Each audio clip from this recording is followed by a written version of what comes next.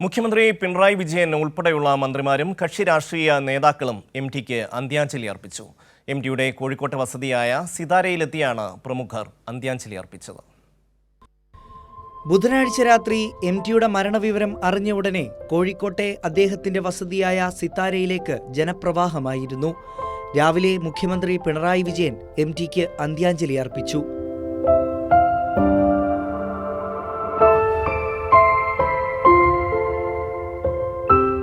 CPM സംസ്ഥാന secretary M.V. Govindan master, polit bureau അംഗം A. Vijayaraghavan, LDF convener T.P. Ramakrishnan, E.P. Jayarajan, P.K. Sreemathi, K.K. Shailaja, Elamaram Kareem, P.K. Kunhalikutty തുടങ്ങിയ നേതാക്കൾ M.ടിക്ക് അന്ത്യാഞ്ജലി അർപ്പിച്ചു.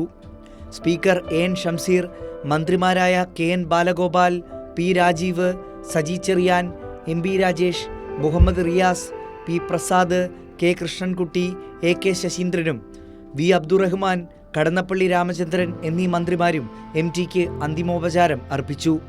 A. Rahim, V.K. Sanoj, V. Wasif, Shafi Parambil തുടങ്ങിയ യുവജന നേതാക്കളും എം.ടിക്ക് അന്ത്യാഞ്ജലി അർപ്പിച്ചു.